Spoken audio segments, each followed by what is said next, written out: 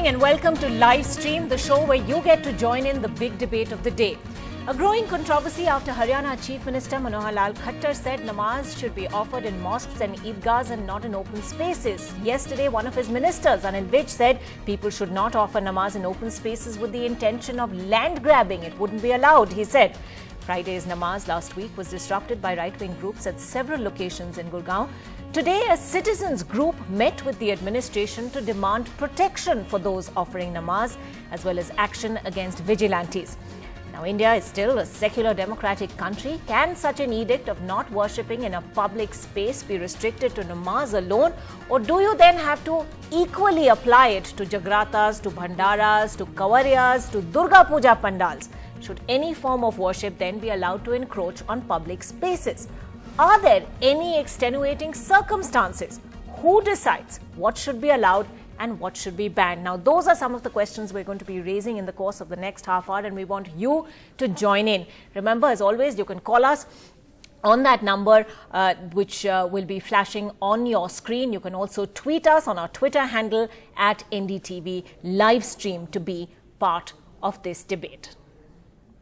Well, we'll, of course, be going across, as always, to our reporters. Nimisha joins us live from Gurugram tonight. Uma Sudhir is with us from Hyderabad. We'll also have with us in our studios today Professor Purvanand from Delhi University. Pothikrit Pine, a policy analyst and a columnist, is also with us. But first, let's get you the story as it played out. Stop the intimidation, provide safe spaces to pray. These were the demands of a citizens group for the Commissioner of Gurugram. We've asked for security and for police protection in all the sites where prayers are going on currently.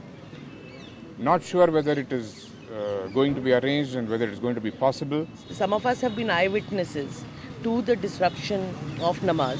So obviously they are being done with a certain purpose in mind. 123 concerned citizens of various religions signed the petition. The Commissioner called for calm and promised efforts to ensure the security of Namazis. Right-wing groups, however, brought a different message from the administration. जिला प्रशासन ने कल बड़े ध्यान से हमारी बात सुनी है और उन्होंने आश्वासन दिया है और उन्होंने कहा है कि भाई कल हम दूसरे पक्ष की भी बात सुन लेते हैं और इसका जो भी होगा फिर हम बाद में इस चीज़ का कोई रास्ता निकालेंगे.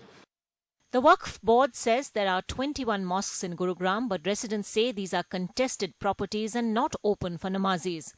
According to the citizens group, close to 3 lakh Namazis in Gurugram city have just 8 mosques to offer their prayers in. Most of these mosques are small. Around 100 open spaces are used instead by those who wish to offer prayers. The police for now say maintaining peace will be paramount. Rule of law को maintain करेंगे, law and order को maintain करेंगे city में. The Commissioner will be meeting with concerned citizens and the Waqf board tomorrow morning to come up with a plan for Friday. For now, Namazis are still awaiting confirmation if it would be safe for them to come out and pray. With Saurabh Shukla in Gurugram, this is Nimsha Jaiswal for NDTV. All right, Nimisha joining us live from Gurugram this evening. Nimisha, what is the sense there? I mean, of course, yes, these concerned citizens did come forward and make their voices heard. They met the police chief. But by and large, is there a sense that these are in any way disrupting or inconveniencing the common man?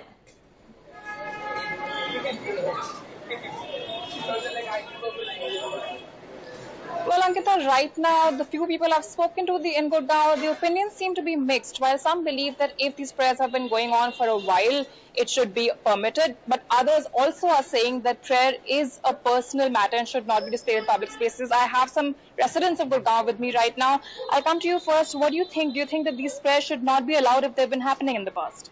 Since there are not a sufficient amount of mosques, and also we see this has been going on for decades, I don't see a reason why they're wrong. Also, when we're taught to respect each other's religion, it's a shame we're even questioning them.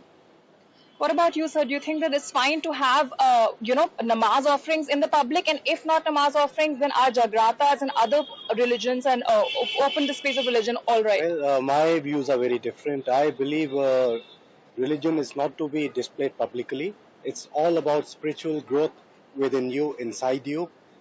You don't have to display your religion around. Whether it be Hindu or Muslim, anyone. See, Okay, to reach God, you need a religion, but to be with God, you don't need any religion because God had no religion. So keep religion part aside.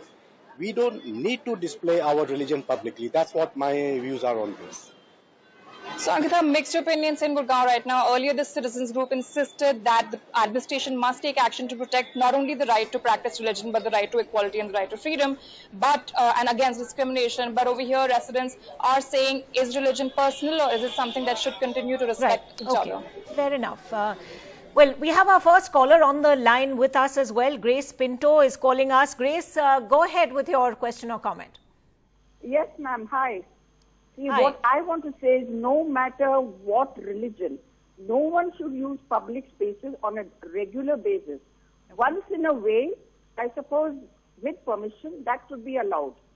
And nobody, again, let me repeat, no one has the right to, if they are not lawmakers, they have no right to go and interrupt or disturb what is going on. This is all what I have to say. All right. Okay. Thank you very much, Grace, calling us from Udupi this evening. Professor Purvanand, you are part of the concerned citizens, as it were, who have been raising this issue and saying people who are offering peaceful prayers shouldn't have been disrupted no matter what the reason. And where do we go from here? The moment you say no namaz in public, anyone can come forward and say, then why have jagratas, why have kanwariyas taking up large parts of the road on their way to offer worship? Where does this, aren't we then on a slippery slope? Yes, I think first we must understand that the intentions are not very honest. What we are doing, we are using technical and legal language. Yes. But the intention is to create a conflict which was not there, because namaz was being offered for more than a decade, more than 100 spots in Gujarat, in Gurugram, and villagers had not objected. So suddenly on 20th April, you see 6 or 7 people disrupting a congregation. So a new controversy has been manufactured. That is what has been done. And intentions are not honest. Okay, intentions are not honest. Because why I say so? Yes.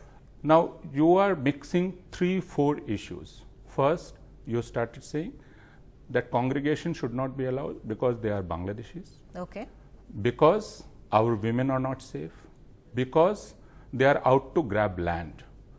So now, which of these is it? Yes. Okay, fair enough. Political Pine, come in on this, because, if indeed they have been worshipping in this place for 10 years, then what has changed now that have caused protesters to come forward? Why is it that the Chief Minister, who is responsible in a way for administering and maintaining law and order, is saying, it's okay, as long as they do it until anyone objects? Yeah. Well, I think, Ankita, this kind of protest, I don't know whether it's happening for the first time or not, but because of social media, the reach is more now. People come to know what is happening. Now, when it comes to issues like Durga Puja or Ganesh Puja, we all know about it, that when you construct a mandap, or when you do anything of that kind, you need to take permissions. 2 months before the thing, you have to take police permission, you have to take permission from the fire department, you have to take permission What about when you have a shrine that suddenly pops up in the middle of the road and people start offering pujas over there? And that can encroach on roads as well. That should be equal. The Supreme Court order is very clear. When it comes to illegal encroachment on government land, whether it's a temple or the mosque, it should be equally dealt with. The Supreme Court order is very clear. I am very clear on this. Anybody doing a public congregation in the middle of the road creating impediments, whichever the group is. Okay, you're saying whichever.